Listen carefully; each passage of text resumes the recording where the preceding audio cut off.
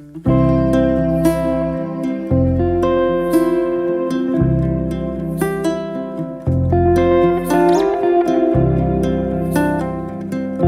à tout le monde, c'est Ophélie. Donc aujourd'hui on se retrouve dans une nouvelle vidéo. Comme d'habitude en ce moment c'est ce qu'il y a le plus sur ma chaîne, un book haul. Voilà, en ce moment j'ai le temps de tourner que des book hauls parce que du coup c'est le week-end, donc je tourne le samedi et pour pouvoir faire le montage et vous la proposer dimanche. Et vu que ben là c'était les semaines de cours et surtout avant Noël, donc on avait plein de contrôles, donc du coup j'ai pas eu le temps de tourner, j'ai même pas eu le temps de lire. Donc voilà, je vais prendre le temps pendant les vacances de lire et vous proposer plus du contenu plus varié parce que là du coup sur ma chaîne il n'y a que des book hauls. Donc voilà, je vais essayer pendant les vacances de vous proposer des tags, de vous donner mes avis sur les lectures que j'aurai effectuées si j'arrive à me décoincer. Je suis en train de lire un livre, je vous mettrai peut-être ici. La photo de la couverture, c'est Les ailes d'émeraude de Alexandre de Lys, il me semble. J'avais eu du mal à reprendre goût à la lecture. En fait, j'étais en panne de lecture à cause de Copeless. Là aussi, je vous mettrai une image par ici. C'était vraiment une pépite, je pense vous en reparler dans une vidéo juste consacrée à ce livre parce que c'est quand même rare qu'un livre déjà soit un coup de cœur et me mette en panne de lecture. Donc voilà, je vous ferai un petit avis dessus et je vous expliquerai pourquoi et comment il m'a mis en panne de lecture. Donc voilà, donc on se retrouve pour un book haul tout cool. Voilà, j'ai pas trop préparé dans le sens où mes livres ne sont pas en train de m'entourer. Il y a des livres qui sont un peu loin. Et voilà, c'est pas du tout préparé, calculé, millimétré. Mais on a des livres à vous présenter. Donc on commence par les réceptions partenaires comme d'habitude. Et du coup on a reçu une BD de la part des éditions Bablio qui est Ma vie sans Billy de Alice VDM et c'est publié chez les éditions Sarbacane. Donc je veux pas dire de bêtises, mais en regardant les illustrations et en regardant la couverture, je pense qu'on va être dans une relation avec soit un pervers narcissique ou peut-être en tout cas une personne toxique à la relation et même pour la personne. Donc je pense que du coup on va suivre le avant, le après, peut-être des flashbacks et on va suivre après, je pense, quand ce jeune garçon va se séparer du coup de, je pense, de Billy, une vie sans Billy, donc il va apprendre à essayer de revivre sans cette personne. Et je sais pas du tout quel public c'est visé, mais en tout cas je sais que c'est ma mère qui voulait la voir et du coup elle l'a eu, elle est hyper contente. Donc si vous voulez un avis, n'hésitez pas comme d'habitude à suivre notre page Facebook et à suivre régulièrement, à regarder régulièrement ce qu'on fait sur le blog parce que je peux pas vous donner une date précise, mais il sortira je pense bientôt vu que c'est une BD, ça se lit très facilement. Ensuite les éditions Pulp Fiction m'ont envoyé L'école mythique tome 2, l'Odyssée d'Iris de Charles Mazarqui, publié chez les éditions Pulp Fiction. Je vous en avais parlé sur le blog, je vous mettrai comme d'habitude le lien en barre d'infos ainsi qu'en post Instagram. Donc je vous avais parlé du tome 1 que j'avais beaucoup aimé, qui reprenait du coup l'histoire l'histoire de la mythologie grecque où il y a une pomme qui est lancée sur les déesses et qui dit celui-là qui l'apprend, la déesse qui l'apprendra, ce sera la déesse la plus belle. Et du coup on va devoir partager sur qui est la déesse la plus belle et du coup ça va faire un peu un conflit. Et du coup là je sais pas du tout de quoi ça parle. Je pense que ça va reprendre le mythe d'Hercule parce qu'on parle de l'Odyssée d'Iris.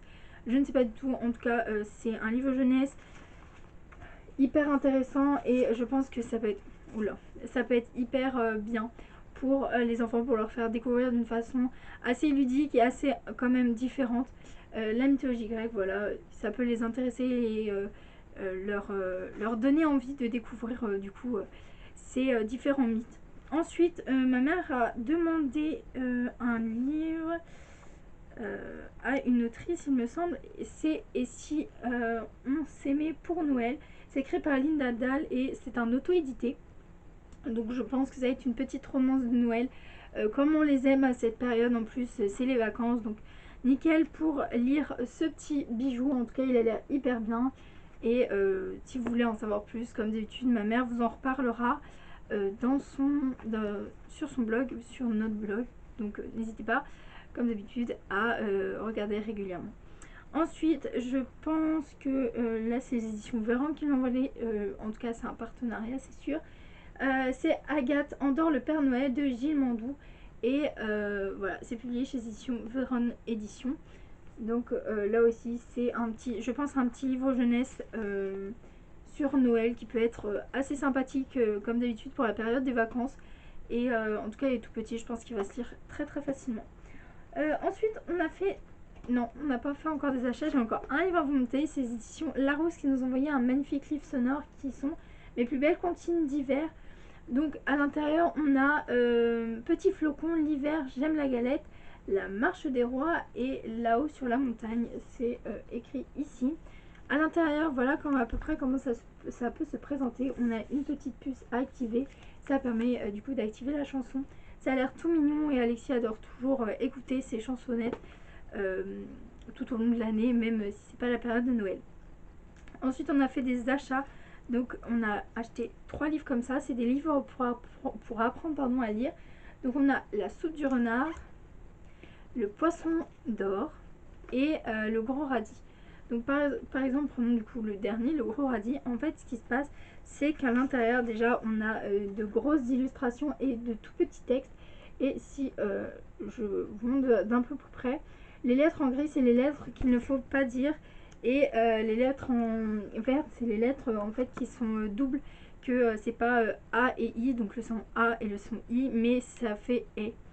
Donc voilà, c'est assez sympathique et ça permet voilà, de voir des petites histoires rigolotes et assez intéressantes pour les enfants en leur ouvrant la porte à la lecture. Et ça peut toujours les mettre en confiance et leur donner envie de toujours avoir envie de plus. Et on lui a aussi acheté les petits mondes de les petits mondes de Petit ours brun, la balade en hiver. C'est publié chez les éditions Bayard. Ma mère lui a aussi acheté Manolo, le blaireau se prépare pour l'hiver de Christelle Valla et Cécile Tousset, publié chez les éditions de Noël. Donc ils mettent édition de Noël et c'est fabriqué par les éditions Ozu. C'est dans la collection Mes petits albums, c'est vraiment une collection hyper ludique, hyper intéressante. Là aussi ils proposent des thèmes, en fait c'est une histoire mais avec un thème à l'intérieur qui essaie de faire passer un message. Là on a l'entraide, on peut aussi avoir la solidarité, l'entente, voilà. Écoute, tous ces thèmes forts qui sont hyper intéressants à voir, voir quand on est petit comme ça peut directement nous sensibiliser et avoir un comportement adéquat. Alors ensuite, donc là on a encore des livres à Paname.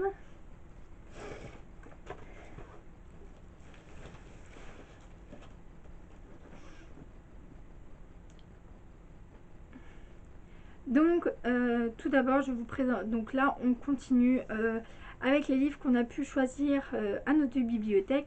Je vais vous montrer là les livres qu'on a pu prendre à la bibliothèque. Donc il y en a beaucoup parce que du coup on a fait nos 2 bibliothèques principales où on allait.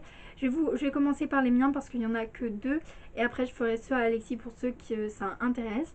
Parce qu'il y en a vraiment beaucoup et c'est des albums et ça intéresse pas forcément tout le monde vu que il y a un public assez varié.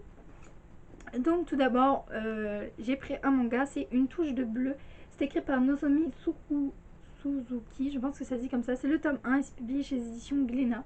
Donc dans ce livre, on va suivre Ruriko Oyama, qui est une jeune fille qui a une tache bleue sur le visage et on ne sait pas trop pourquoi. Et du coup, un jour, elle va ouvrir le carnet de son professeur principal, Monsieur Kanda, qui a noté plein de choses sur ses élèves, sauf pour du coup elle. Et du coup, elle va lui demander pourquoi et il va lui dire son secret. En tout cas, c'est ce que le speech nous dit. L'intérieur est vachement intéressant. Je sais pas si ça va être un thème assez touchant ou pas. En tout cas, j'ai hâte de découvrir ce livre. J'en attends pas plus. J'ai pas envie de mettre de trop grosses attentes ou des attentes là où il ne faut pas. Et du coup, être dégoûtée alors qu'en fait, ça aurait pu très bien être un livre bien si j'aurais pas eu certaines attentes. Ensuite, j'ai pris Abandon de Meg Cabot. C'est publié chez les éditions Hachette dans leur ancienne collection Black Moon. Donc dans ce livre en fait on va suivre une jeune fille du nom de Pierce. Elle a 17 ans, elle était morte mais là elle n'y est plus. Elle a dû s'échapper d'un jeune homme beau et ténébreux qui lui a demandé de partager l'éternité à ses côtés, sauf qu'elle a refusé et s'est échappée, mais pour combien de temps? Et du coup ça a l'air vachement pas mal, je sais pas du tout à quoi m'attendre, mais je pense que ça va être un peu un mélange de éternel et je sais pas, de Twilight, je sais pas du tout, mais en tout cas je sais que Black Moon, la collection date quand même, je sais pas du tout de quand date le livre. Il date de 2011, donc j'espère ne pas tomber non plus dans quelque chose de trop classique, parce que dès 2011 c'est là où quand même il y a pas mal de livres qui sont sortis et ils se ressemblent un peu tous. En tout cas moi j'avais lu une dystopie qui datait de 2011, quelque chose par là, et j'avais été assez déçue parce que du coup c'était un peu le même scénario. En tout cas on verra bien, et si je pense que je vous en reparlerai dans une prochaine vidéo. Ensuite on continue avec les albums.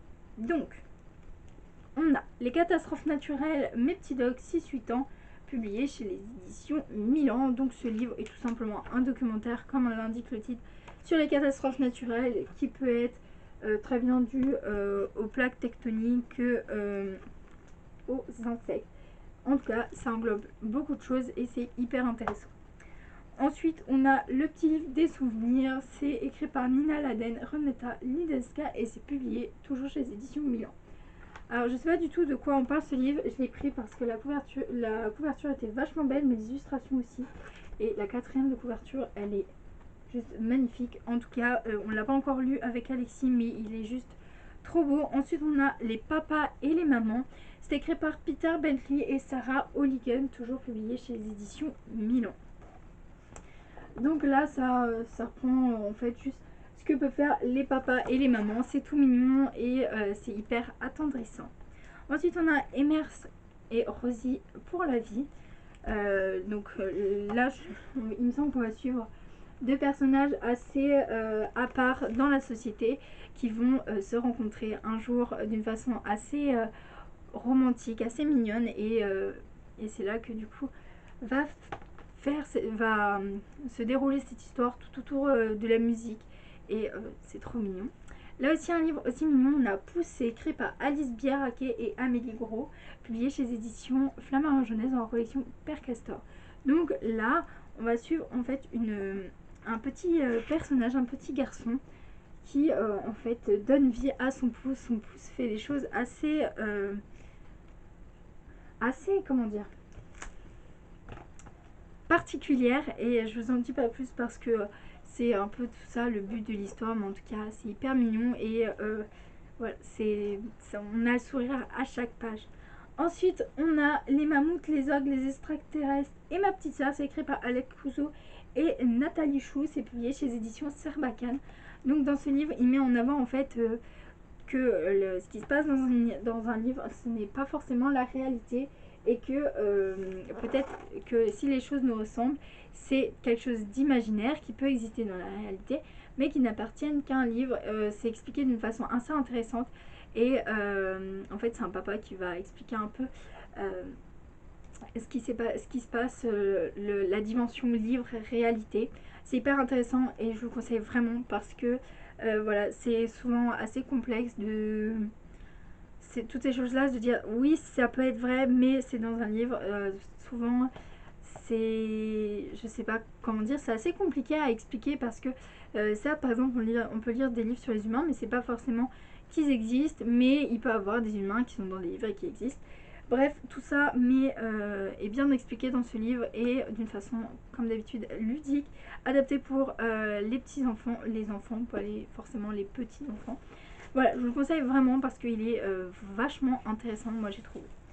Ensuite, c'est pas terminé, on en a encore plein. On a Pomelo Grandi de Romano Badessou et Benjamin Chaud, publié chez l'édition Albin Michel. Donc là, en fait, on va suivre juste un petit éléphant trop chou, qui veut être grand. Et du coup, voilà, on va le suivre dans sa quête d'avoir une grande taille. Et franchement, ça a l'air trop bien. Ensuite, on a La provision de bisous de Zou.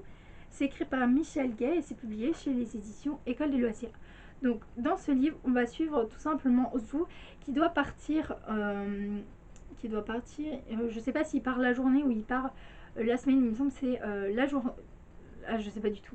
Je me rappelle plus, mais bref, en fait, ses parents, vu qu'il est un peu triste parce qu'il va plus voir ses parents, ils vont lui faire une boîte à bisous que Zou va pouvoir, en cas de moment triste ou quand il voudra, prendre ce petit papier où il y a un bisou et le coller sur sa joue pour avoir un bisou de ses parents. Et c'est tout mignon, c'est tout chou.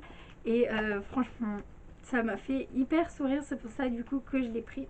Ensuite, on a Lily Pantouflette et l'allée des soupirs, c'est écrit par Léonore Télin, publié chez éditions Thomas Jeunesse. Donc là, je sais pas du tout de quoi on parle, mais en tout cas, c'est un livre assez particulier parce que les personnages sont en couleur, mais l'arrière est quand même assez sombre et assez particulier. Je sais pas du tout de quoi ça parle. Là, c'est Alexis qui l'a pris et je n'ai pas du tout regardé le résumé. Ensuite, on a Max le Terrible. C'est écrit par Ed Vert. C'est publié chez éditions Milan.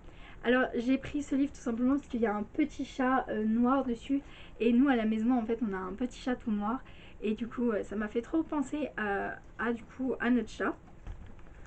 Et il y a dans plusieurs situations qui ressemblent. Et du coup, voilà, obligée de le prendre. En plus, Alexis adore les chats, donc forcément, ça va lui plaire. Ensuite, on a C'est pas moi, c'est mon loup. C'est écrit par Milly Cabro et Amélie Auro, publié toujours chez les éditions Milan. Il me semble que c'est la même autrice qui a fait Pouce. En tout cas, au niveau de l'illustration, je trouve que ça se ressemble vachement. Et là aussi, je pense qu'on va suivre une petite chipie qui va faire des bêtises et qui va dire que ce n'est pas elle, c'est son loup. En tout cas, ça a l'air trop mignon et j'ai hâte de le découvrir avec Alexis. Voilà, on les a pris, les livres, on les a pris hier. On a commencé à en lire certains, mais on les a pas tous lus vu la quantité de livres qu'on a pris. Parce qu'en plus, on compte pas y aller pendant les vacances de Noël. Donc, du coup, bah, on a pris le stock. Ensuite, on a Iris et Isaac. C'est écrit par Catherine Ragnier et c'est publié chez les éditions Kaléidoscope / l'école des loisirs. Donc, je ne sais pas du tout de quoi ça parle. Mais en tout cas, les illustrations sont vraiment magnifiques et je trouve qu'ils mettent vraiment dans la période de Noël parce qu'il y a toute cette neige et toute cette ambiance polaire. Ensuite, on a le doudou de bébé ourson. C'est écrit par Tina Matsushkin et Christina Butler, publié là encore chez les éditions Milan. Donc là, on va suivre Hérisson, petit hérisson qui va devoir superviser bébé hérisson avec son petit doudou. Et à l'intérieur, comme d'habitude, si vous ne connaissez pas, en fait, il y a des parties où il y a une texture assez douce. Et c'est hyper intéressant, hyper agréable du coup pour les enfants parce qu'à chaque fois qu'on tourne la page, et ben, ils sont là à toucher cette matière douce. Ensuite, on a Quelle fausse fenouil de Brigitte Winesker et F. Tarlet, publié chez éditions Nord-Sud. Il me semble qu'on l'avait déjà pris pour Halloween, je me souviens plus, mais en fait, on va suivre Fenouil, un petit lapin, du coup, qui va avoir peur et on va le suivre du coup dans affronter ou voilà, en tout cas, il y a une histoire de peur, j'en sais pas plus. Là, les livres que je vous présente, on les a pas lus et il y en a pour certains où je les ai pas choisis. Donc après, on continue avec Petite taupe, ouvre-moi ta porte. C'est écrit par Oriane Lallemand et Claire Froza. C'est publié chez les éditions Ozu. Et là, le thème, c'est la solidarité. Il me semble qu'on va suivre une petite taupe qui va accueillir du coup ses amis pour diverses raisons. Et voilà, c'est la solidarité, l'entraide. C'est vachement intéressant, je trouve, ces petits albums comme ça. Ensuite, on a Dis-moi Papy. C'est écrit par Lily Pissenlit et Vanessa Gauthier. C'est publié chez éditions Manière Jeunesse. J'adore juste la couverture qui est vachement hyper mignonne. On dirait un peu qu'elle a été faite sur du carton. Mais voilà, je trouve ça vachement bien. Je sais pas du tout de quoi ça parle. En plus, il n'y a pas de résumé. Donc voilà. Ensuite, on a Le meilleur ami des livres. C'est écrit par Louise Watt et publié chez édition Milan Jeunesse. J'étais obligée de le prendre vu que Alexis est vraiment hyper fan des livres. Et je suis sûre qu'il se reconnaîtra dans ce petit chien qui a l'air d'adorer les livres. Et ça a l'air vachement bien. En plus, les illustrations sont vachement stylées. Ensuite, on a Promenons-nous dans les bois. C'est écrit par Mick Berry et Rebecca Elliott, publié chez les éditions Grunt. En fait, ce livre est intéressant parce que donc on a une histoire et quand on ouvre les volets, voilà, il y a des choses qui se mettent en relief. C'est hyper intéressant, je trouve, et assez intriguant du coup pour les enfants qui vont du coup plus participer à l'histoire. Et voilà. Ensuite, le dernier livre, il s'agit de À petits pas dans le noir de Martin Wadé et Barbara Flirt, publié chez les éditions Mijad. Donc ce livre, il me fait tellement pensé à Noël, donc non pas du tout, c'est pas celui-là, mais en fait on va suivre des petites peluches qui décident de partir à l'aventure. Sauf que peut-être que le monde n'est pas si joyeux et que la nuit il y a peut-être des choses effrayantes. En tout cas, je l'ai feuilleté, il est hyper intéressant et juste les peluches que vous voyez là, elles sont hyper adorables. Le dessin et les dessins sont vraiment hyper mignonnes et voilà, c'est juste trop chaud et j'adore. Donc voilà, il me semble que j'ai fait le tour des livres qu'on nous avons pris à la bibliothèque, qu'on a reçu et qu'on a acheté. N'hésitez pas à mettre en commentaire ce que vous avez acheté, vous avez emprunté, vous avez sélectionné. N'hésitez pas à liker, à partager et à vous abonner à cette vidéo, à cette chaîne, pas à cette vidéo, si ça vous a plu. En tout cas, moi je vous dis à bientôt pour une nouvelle vidéo.